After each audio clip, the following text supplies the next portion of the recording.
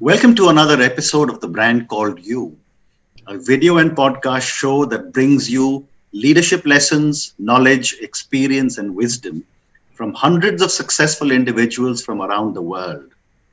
Today, it is my unique privilege and pleasure to have a very, very accomplished entrepreneur from Mexico City, Marissa Lazo Corvera. Welcome to the show. Hello, thank you, Ashton. My pleasure to be here. Thank you. Marissa has often been called the cookie queen of Mexico, and I have sampled her cookies. She's also been called a woman of hope. She's a master's degree in psychoanalytic psychotherapy, but more importantly, she's the founder of Pastelerías Marisa, which she started in 1992. She's an Ernst & Young Entrepreneur of the Year winner from 2016. She's won several awards globally, and her company is recognized as a socially responsible company. And I would be remiss if I don't mention that she and I have been part of the YPO regional leadership team, and I've spent some wonderful time talking to her. So Marissa, my first question to you is, like all great businesses, you started from a garage. Mm-hmm. What would you say are the three key milestones in your life or career? Okay, so I think the first one will be when I left my garage and when I rented a special place to build my first factory, a small first factory. Mm-hmm. And then the second will be when 10 stores later, like maybe 5 years later, I had to move and build in an industrial park, a special factory for my business, a big one. And I think the third one was when my two daughters joined the business. Wow. For me, they are now 30 and 31 years old, and they have been working for me maybe for 10 years. And it's been like the honeymoon of my business, because before I was a mom who will leave them at home and then go and work, and feeling always a little bit guilty, like most of the women who work feel. And so having them with me, it's been an amazing journey. And we have made a great team together, which is not easy. I have learned from many YPOers that it's not easy to work with their parents, or it's not easy to work with their children. For us, it has been an amazing journey. Fantastic. So mom's transition into a boss has been easy. Yes, but sometimes I think they take advantage of me, but I know it. And but changing hats from mom into boss is not that easy, but we have managed it, even though they take advantage of me. But they also have become great leaders, and they have learned a lot from YPO. I learned a lot from different workshops and from their careers, and I'm very proud of them. Terrific. Yes. Fantastic. So tell me, from an education in psychoanalytic psychotherapy, you decided to become an entrepreneur. Yes. Why did you make this change? Yes, it was maybe one of my hardest decisions in my life, because I have been studying and working a lot for many years in psychotherapy. I already had many passions, and at the same time I was baking cakes. So what made me decide was questioning myself, where do I have more fun, and where hours passes by without me noticing? And it was baking cakes and eating them. So I decided to leave, because it was impossible to have my children. The two were very young at that age. Maybe they were 8 and 9 years old. So it was hard to be a mom, to have the bakery, and to be an entrepreneur, and to have the psychotherapy work. So I decided to leave that. And I think it was the best choice that I made, because I love what I do, and I love working, and I love baking cakes and opening stores and growing the business. So let's come to Pastelerías Marisa. Yes. Tell me about this business. You said you started from a garage and you moved into an office. But, when I read about you, there's so much about you on the internet. Tell me about the business, cookies, cakes, and so many other things. Yes. So I can tell you that it's a business that I started in the garage, as you were saying, baking cakes and cookies for my family and for my friends. And then 5 years later, I opened my first store. And then I started selling to the general public, and they love what I bake. So I think one of my biggest challenge, and I think one of the things that differentiates us from other companies and other bakeries, is that we still, even though we make around 45,000 cakes per week. Wow. cakes or cookies, we still make them one by one, and we still make them the same, exactly same recipe from the ones that I started in my garage. So my big challenge has been, how can I grow from 40 cakes? I remember when I baked 40 cakes per week, that I felt that I was the biggest entrepreneur in Mexico of cakes. I felt very proud of myself. And then it was 400, and then it was 4,000, and then it was 40,000. And I remember myself thinking, what people like is that they are homemade and they are artisan, and that they don't have artificial flavors or anything. So I have to do it in a way that I don't lose what is my essence. And I have been very faithful to that. And even though there's a lot of fantastic machines that make amazing cakes in maybe 100 cakes per hour, but with maybe two employees working with the machine, but it changed everything, the recipe.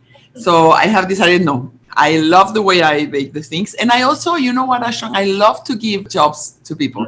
Okay. We're 900 employees working here, and I love to give good jobs to them, and to see most of my, I think maybe 85% of my general manager of all the areas are people who grow within. Yes, within. So I love to see people change their life, to become better leaders, to be better person, have nicer homes and everything. So it's been a sweet journey in other ways that I can look at it. Fantastic. So, tell me, what goes into making a great cookie or a cake other than your love for it? I think great ingredients and not changing the recipe, because, for example, almonds, you can have some drops of almond flavor for your cookies, but it will never be the same as chopping almonds and putting inside the cookie. No, so I think it's the ingredients and also the way you make it, not with a machine, but by hand. And even now we do it with the cookies. We do it with the two hands, making the round cookies and everything. So I think it's both things, ingredients and the way you do it, and also the way you package it. It's very important, the way you package. First, product. Always the first thing, if you want to have a successful business, you have to have a great product, and then you can package it and sell it and have a nice selling experience. But never forget that the most important thing is the product that you are selling, the quality of it. Fantastic. So tell me now, as you were building brand Marissa, and today you are all over Mexico. What were some of your challenges? The biggest challenge was that one that I was telling you, not to change the recipes.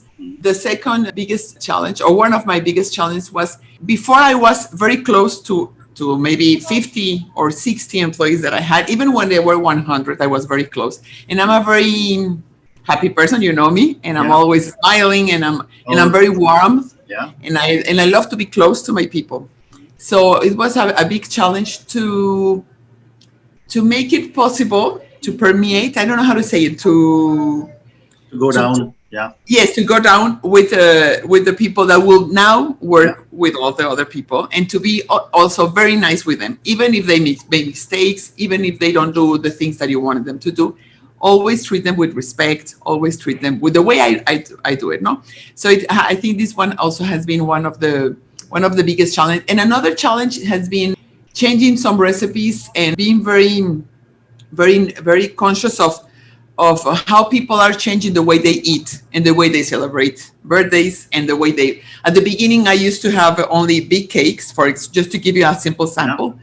Example, just big cakes for 20 people, and then I realized that families are getting smaller. Correct. So they wanted cakes for 10 people, and then cakes for 4 people, or for 2 people, or for 1 people. No, so from this side, I changed it. I still have the big ones, but you have to. I also have the small ones. So you always have to be humble enough to listen and not to forget. And one thing that now that I know that you focus a lot on entrepreneurs. One mistake that I made, that a lot of entrepreneurs make, is that since we are the ones who know more about our business, and we have been the longest time in the business, for many years, I used to take all the decision, and I only gave orders, and And for many years, I lost the ability to listen and to grab the knowledge of all the people around me. Okay. Until one year, one of my drivers gave me an amazing idea for Christmas. Mm-hmm. And after that, I said, I'm so stupid. Mm-hmm. I don't have all the answer. I don't have all the great ideas. And so now I will shut up and I will listen more. So I think for the last 10 years, I have been listening a lot. And most of the great things that we have done in the business and most of the great ideas have come from the people who are there, who are working, who are on the roads, who are on the stores, who are baking the cakes, who really know how to do it best. So, you mentioned that, you've got 900 people. Almost all your leadership team have mm-hmm. grown from within. Mm-hmm. So my question to you is, what do you look for when you hire people? Oh, that's a good question. I think I look for a lot for the values mm-hmm. and for the attitude. Correct. Because those things you cannot teach them. Mm-hmm.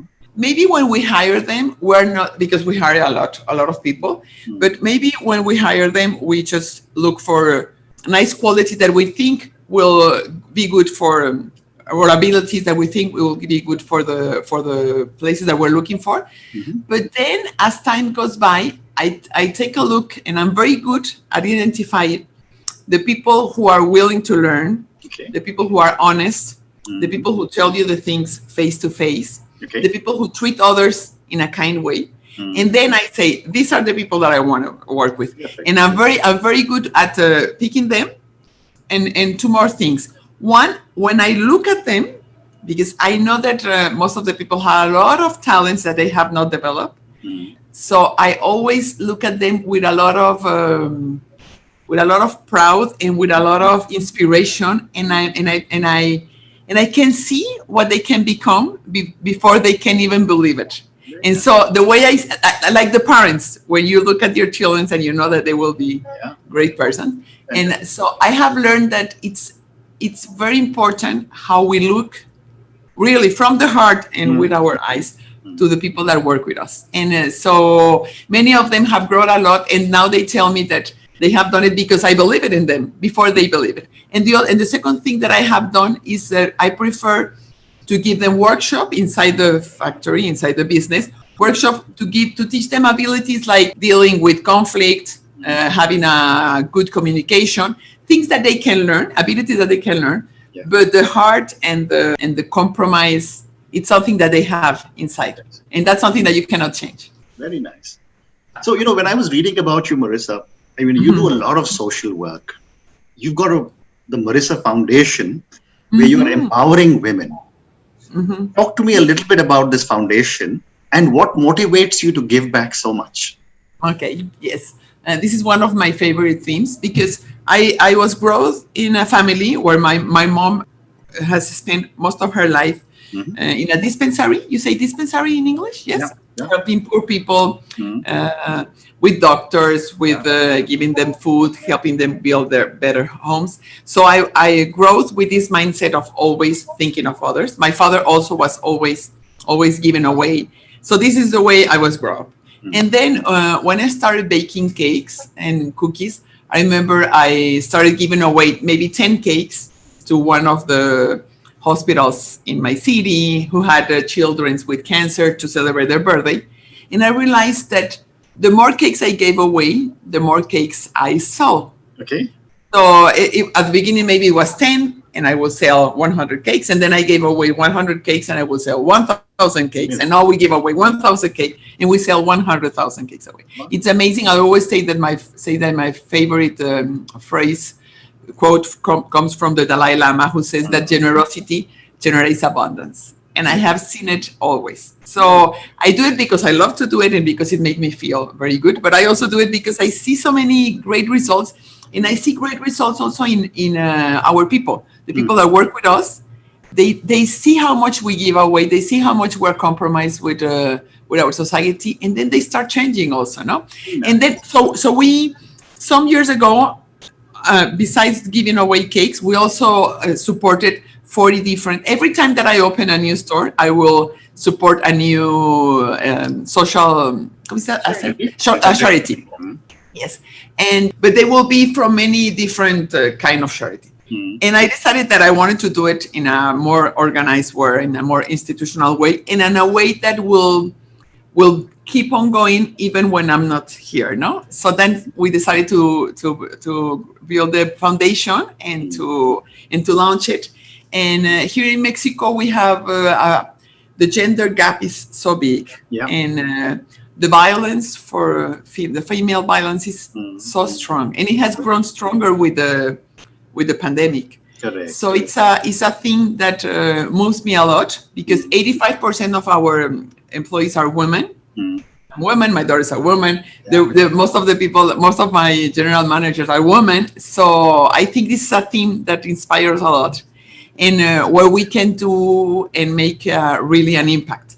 So we have a very good board, and we're working it's been 1 year, and we're very happy with what we have accomplished.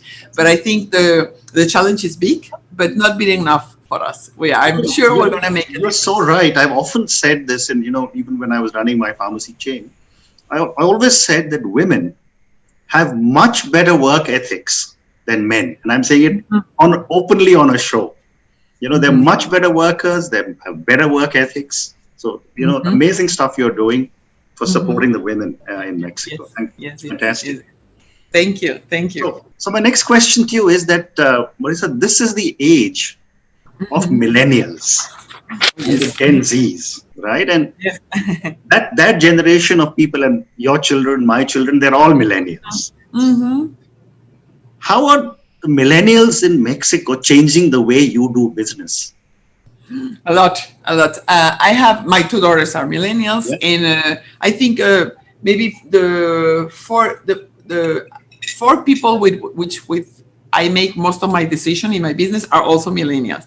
So what I have learned and I have put in practice is to be more humble, and to listen more, and not think that I have the answers and the questions like I was telling you. But what I have learned with them, because they are making change, because they are not so committed and so driven by the money, but by making an impact and by having a purpose. So what I have worked a lot is to try to build a company, and I'm working on it, to try to build a company that really has a purpose that attracts young people who are willing to make a change in their country, in their community. So you have to give them the chance to make mistakes, the chance to open and speak openly, and to be listened, and to make changes in the company, big changes, and sometimes hard for me, but I hold myself and I say, if I wanted this company to be better and to go to the next generation, I have to do it like this. So I encourage a lot to hire these kind of young people. I love to work with them. They're so energized, and they also give you feedback more honestly, openly, to the face, and I love that. I love when people give you, and I have, because it's hard for me to do it, so I have been learning to do it more openly, and to learn from them, and they have so much energy and passion for things. No, absolutely. So I think that when they get here, they change the workplace. Fantastic. So I'm going to now move to the next section of my chat with you, which is some questions for you personally. Okay. My first question, Marisa, after being such a successful entrepreneur, achieved so much in life, recognized globally, what does success mean to you? That's a good question. And I think that success means being happy and being contentment with what you are doing in the moment that you are doing it. I remember myself, because we humans are always trying to get something better, and are like holding our happiness until our kids get married, until I have a bigger home, until I make this business a really big one. And so I have decided that I want to be happy in the present moment. And so I remember myself being very happy and very content when I sold 40 cakes per week, and then it was 400, and then 4,000, and then a lot more. And so I think enjoying what you have, the age of your kids, the time of your relationship, the age of your parents, everything, it's success. Wonderful. The next question is that, you work so hard. You brought up great children. You're recognized. Where do you draw your inspiration from? with so many places, with people like you, with meeting great leaders, like I have done it in YPO, but also reading books. I love to read books about stories about women or men who made a change in life. I also love to hear podcasts. I'm addicted to podcasts. So I also get inspiration because now with podcasts, you can learn from so many people from all over the world. And so I always get inspired, and I'm very passionate about. So I always write down what I have learned, and then I try to share with my daughters, with the millennials that work with me. Yes. So I not only get inspired, but also like to share it with the others. And before we started the recording, you mentioned that you run your own podcast. Yes. In Spanish. Tell me about that. Yes. It's because I realized that most of the podcasts that I hear are in English. And in Mexico, we have people who speak English. A lot of people speak English, but not most of the people, and not most of the population speak English in a way that they can understand a podcast. So I decided that a lot of things that I have learned in podcasts, or in my traveling, or in my readings, or in my business, all the passion, because I'm a very passionate woman, I wanted to share it in my podcast. So my podcast is about my passions and the things that I have learned, the mistakes that I have made. And I also interview, not all the time, but like half of the times I interview a friend, a YP, or someone we can learn from it. And I have been enjoying it a lot. I think it's a nice way of sharing your knowledge, and a nice way of making an impact in a better way and in a bigger way in your surrounding and in your country. So my next question, I think I have time for 2 more questions. Please. Okay. My next question is that if you, Marissa, were a role model to millions of children who closely followed you and your life choices, okay, what is the one thing you would change in yourself? Okay, I will spend less in me. I mean, I will buy less stuff, less shoes, less bags, and I will buy more sustainable. And I think I will be also more focused on the present moment. More, because many times that I'm with somebody, I'm also thinking in something that I just left, or something that I have to do. And so I have been trying to be more mindful. So I will be more mindful in everything that I do, say, read, and make. Very nice. And my last question to you, and I come to the pandemic. Okay. How are you changing your life and business in the new world order?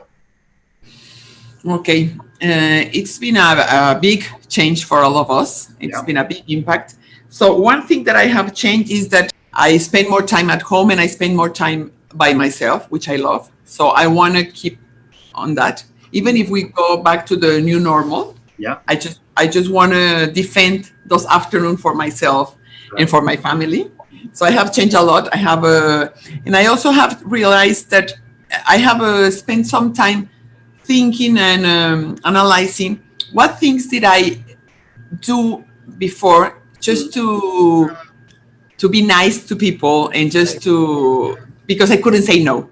And which are the things that I really want to stay with it. And so I have to make some change and say, this is not for me, sorry, but this is my new Marisa, and Marisa says more no's to others, and do more what she wants to do. In the company, we're more focused on the health of our people, more focused on their security. And thanks God, cookies and cakes are things that people, even in the pandemic, keep on buying. People celebrate their birthday with a cake. So I think we're in the right business, and we want to keep on doing it in this right way, but with a more mindful way for our surrounding, for our community, for our employees, for everyone. So I want to keep on building a company which I feel proud of having, but where people feel proud of coming, and people feel proud of what they do, and how can we make a difference in the families where we arrive with our cakes. Wonderful. Marissa, thank you so much. It has been such an honor and a pleasure speaking to you. I wish you, brand Marissa, lots of success. And I hope 45,000 cakes becomes 450,000 cakes. One more zero will be added. Good luck. Yes, for sure. Thank you, Ashton. It's been my pleasure too. And I send you a big hug to you and to all your listeners. Thank you so much.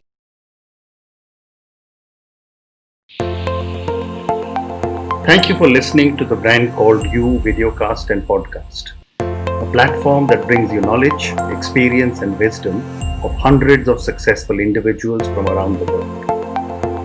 Do visit our website www.tbcy.in to watch and listen to the stories of many more individuals. You can also follow us on YouTube, Facebook, Instagram, and Twitter.